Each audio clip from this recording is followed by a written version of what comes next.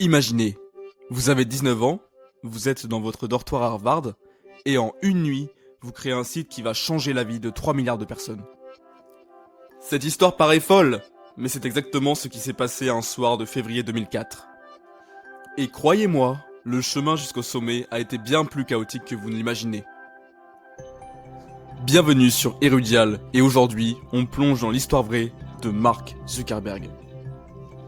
Et spoiler alert, ça commence par un cœur brisé et ça finit avec un empire de 800 milliards de dollars. Alors pour comprendre Mark, il faut remonter au début. On est en 1984 dans une famille juive de classe moyenne à New York. Son père Edward est dentiste et sa mère Karen, psychiatre. Rien en lien avec l'informatique, vous allez me dire. Sauf que dès 10 ans, Mark code déjà comme un malade. Je ne sais pas vous, mais moi à son âge, je jouais plutôt aux cartes Pokémon. Pendant ce temps, lui, il créait des programmes pour l'ordinateur de son père. Pour l'anecdote, il programme même une version du jeu Monopoly qu'il appelle le Synapse. À 12 ans seulement, j'ai bien dit 12 ans, il programme TheConnect, un système de messagerie pour le cabinet dentaire de son père. L'intérêt étant que les employés peuvent communiquer instantanément sans se lever de leur bureau. Aujourd'hui ça paraît rudimentaire, mais pour l'époque c'était du génie pur. Voyant les prouesses de leur fils, ses parents vont vite engager un tuteur en informatique, mais le mec abandonne au bout de quelques semaines. Pourquoi allez-vous me dire? Eh bien parce que Mark apprend plus vite que lui. Au lycée privé qu'il fréquente, le lycée Phillips Exeter, Mark continue à impressionner. Il crée Synapse Media Player, une IA qui apprend vos goûts musicaux et prédit ce que vous allez vouloir écouter. Pour rappel, nous sommes en 2002, bien avant Spotify. Microsoft et AOL, les géants de l'époque, ont écho de cela, et ils veulent donc se l'arracher pour 1 million de dollars. Mais Mark refuse tout. Et oui, Mark a seulement 18 ans, et il veut faire Harvard, il veut avoir son diplôme. Et c'est là que l'histoire devient vraiment intéressante. Nous sommes désormais en octobre 2003, toujours à Harvard. Et notre cher Mark, maintenant âgé de 19 ans, vient de se faire larguer par sa copine, Erika Albright. Dans son blog personnel, cette nuit-là, il écrit des trucs pas très sympas sur elle. Mais si vous ne l'avez pas compris, Mark, c'est Mark, ce n'est pas n'importe qui. Et il va donc aller beaucoup plus loin que ça. En une nuit, je dis bien une seule nuit, il va hacker les bases de données de Harvard, récupérer les photos de toutes les étudiantes de tous les dortoirs. Il crée alors FaceMash, un site où l'on peut voter pour la plus belle fille du campus. Mais vous allez maintenant vous demander comment cela fonctionne. Eh bien c'est en réalité assez simple, 2 photos sont mises côte à côte, et vous cliquez sur celle que vous préférez. Le site va rapidement exploser, tellement qu'il va crasher les serveurs de Harvard. En seulement 4 heures, 450 étudiants ont déjà voté 22 000 fois. Le trafic est si énorme que ça ralentit tout le réseau de l'université. Le lendemain matin, Mark se réveille célèbre et convoqué par l'administration qui menace de l'exclure. Pourquoi? Eh bien en toute logique pour avoir déstabilisé la sécurité informatique et surtout avoir atteint la vie privée des gens. Mais voilà, vous l'aurez maintenant compris, Mark, ce n'est pas n'importe qui, et au lieu de s'excuser, Mark va réaliser quelque chose de révolutionnaire.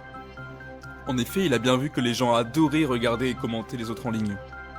Et oui, que ce soit en bien ou en mal, l'humain aime comparer, juger et interagir avec autrui. Il vient de découvrir l'élément fondateur à la base de tous les réseaux sociaux actuels, c'est-à-dire le voyeurisme social. Dans son blog, il va même aller jusqu'à déclarer que FaceMash était juste un test pour quelque chose de beaucoup plus grand. Et c'est bien à cet instant que Mark va prendre la décision la plus importante de sa vie. 4 février 2004, dortoir Kirkland House de Harvard. Dehors, il fait froid, il neige, et pendant que ses potes font la fête ou dorment, Mark, lui, il va coller toute la nuit dans sa chambre. Il va lancer, dans un premier temps uniquement pour les étudiants de Harvard, ce qu'il va nommer The Facebook. Sur le papier, l'idée est simple. Créer un annuaire numérique où les étudiants peuvent se connecter entre eux, voir qui suit quel cours, qui habite dans quel dortoir. Mais Mark a bien compris quelque chose que personne d'autre n'a compris à l'époque. Il a compris que les gens ne veulent pas juste communiquer en ligne.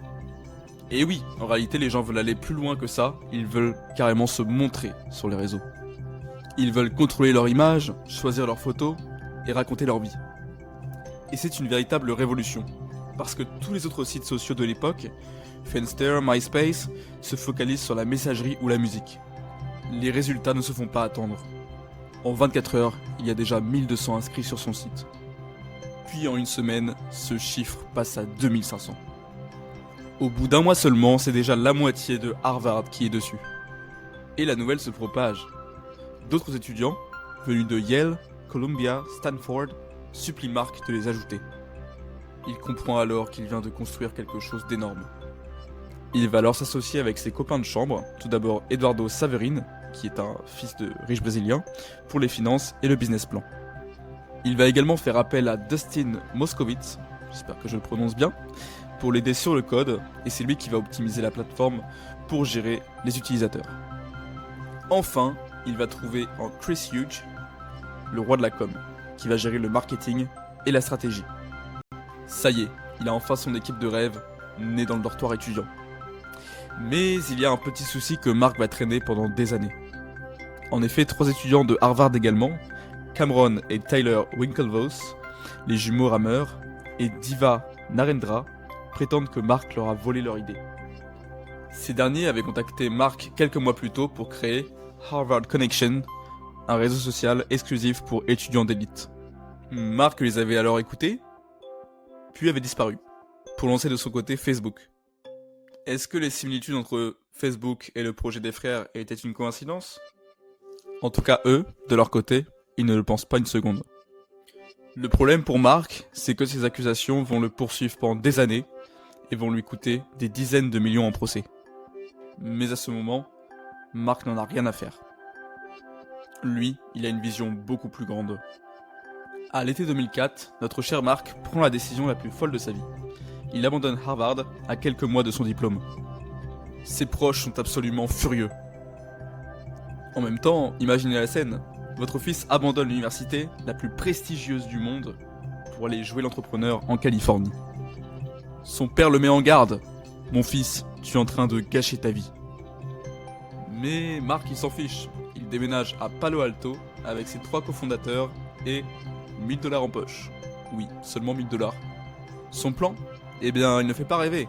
Il s'agit de conquérir le monde depuis une maison pourrie qu'il loue pour $5000 par mois. C'est là que va entrer en scène un homme, Sean Parker, surnommé le bad boy de la Silicon Valley. Si son nom vous apparaît familier, c'est normal. En effet, il s'agit du fondateur de Napster qui a révolutionné le piratage musical et fait trembler toute l'industrie de la musique. Mais quel est donc le lien avec Facebook, me direz-vous ? Eh bien, Parker découvre Facebook par hasard et devient rapidement obsédé par ce site, et il convainc Mark de le rencontrer. Et le premier conseil qu'il va lui donner va littéralement changer Facebook. En effet, il lui suggère d'enlever le THE du nom de Facebook. En effet, jusque-là, il s'agissait de The Facebook, maintenant ce sera Facebook. Facebook apparaît dès lors comme plus moderne, plus clean. La seconde chose qu'il va lui dire, c'est qu'il a besoin d'argent. De beaucoup d'argent. Et c'est pour cela que Parker décide de présenter Mark à Peter Thiel, le cofondateur de PayPal, qui est déjà une légende de la tech. Thiel est alors connu pour ses investissements risqués, mais généralement fructueux. Notre homme va alors décider de déposer $500 000 sur Facebook, alors que la société ne vaut rien pour l'instant sur le papier. Et vu la poursuite, ce fut une bonne idée. En effet, ses parts valent aujourd'hui plus de 80 milliards de dollars. Pas mal comme investissement, vous ne trouvez pas ? Mais revenons à Mark. Là où il se montre vraiment impitoyable, c'est dans sa façon de gérer la concurrence. À l'époque, MySpace écrase la concurrence, avec plus de 100 millions d'utilisateurs. Facebook, quant à lui, n'en a que 5 millions. Mark va alors se demander comment rattraper ce retard énorme. C'est alors qu'il va élaborer une stratégie en 3 phases. D'abord, conquérir toutes les universités américaines, puis ensuite s'ouvrir aux lycéens, et enfin au grand public en général. Pendant ce temps, MySpace se perd dans le bling bling, la musique et les profils surchargés qui ressemblent à des sapins de Noël. Facebook, eux, misent sur la simplicité, l'élégance et les vraies connexions humaines. On arrive désormais en 2008, et cette année va marquer un tournant historique. Facebook dépasse MySpace en nombre d'utilisateurs. MySpace, de son côté, va commencer sa lente agonie, et Facebook va désormais régner en maître. Mais le plus fou dans tout ça, c'est que Mark ne compte pas s'arrêter là. Il prépare déjà sa prochaine révolution. Le temps passe et nous sommes désormais en 2012. Facebook entre en bourse dans un chaos total. Le jour J, les serveurs du Nasdaq plantent à cause de la demande monumentale. L'action démarre à 38$, monte à 45$ ensuite, puis s'effondre. Les investisseurs paniquent. Mark perd virtuellement 15 milliards de dollars en quelques heures. Les médias parlent déjà de l'échec du siècle. Malgré ces problèmes, Mark reste de marbre. En effet, il est tout de même millionnaire à 28 ans. Il s'agit du plus jeune de l'histoire. Mais il y a un autre problème. Au-delà de l'introduction en bourse qui fut complexe, il y a un problème avec les utilisateurs. En effet, ces derniers, qui étaient les jeunes, commencent à déserter Facebook, qu'ils trouvent trop parental, trop vieux jeu.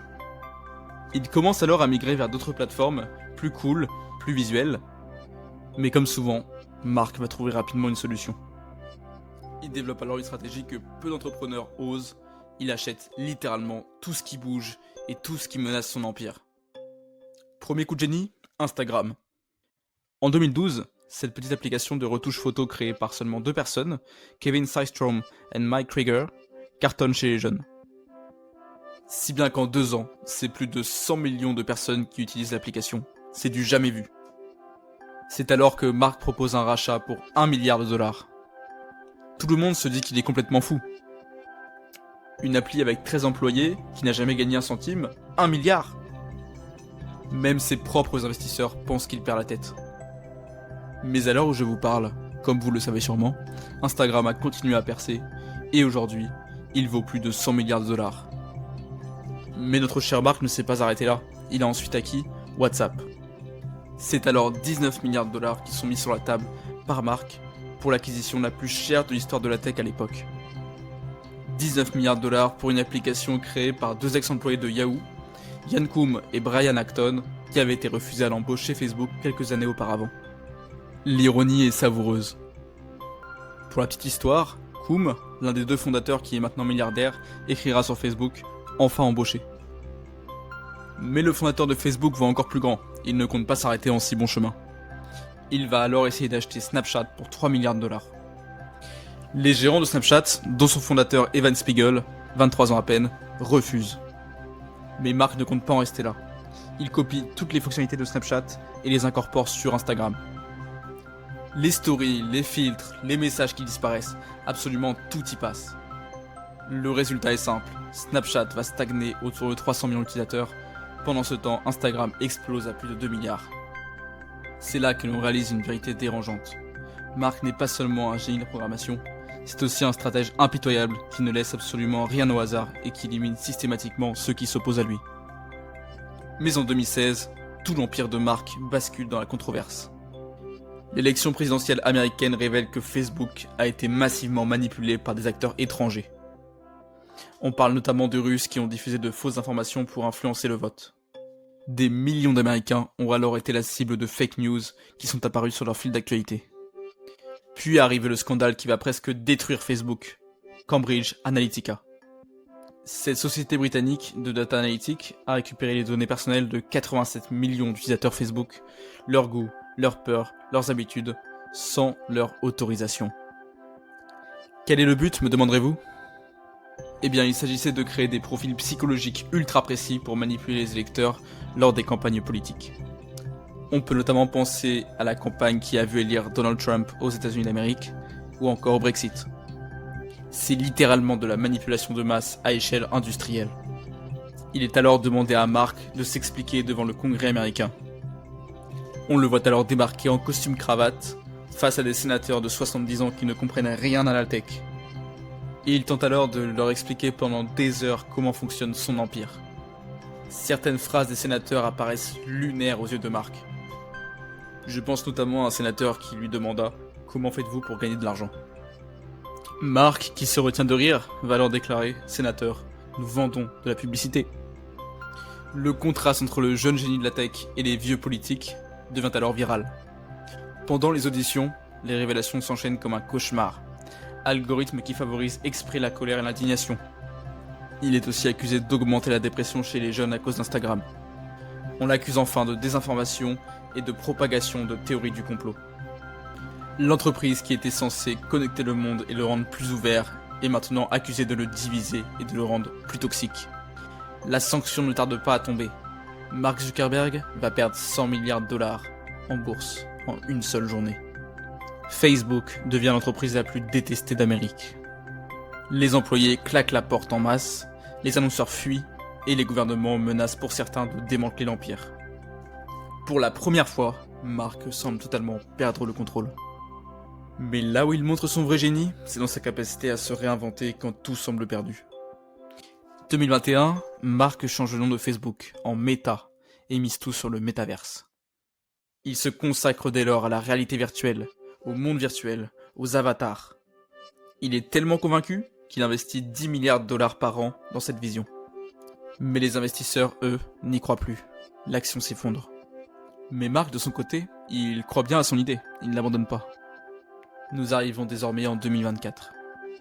Pendant que tout le monde parlait du métaverse, Mark développait en secret l'IA de Meta.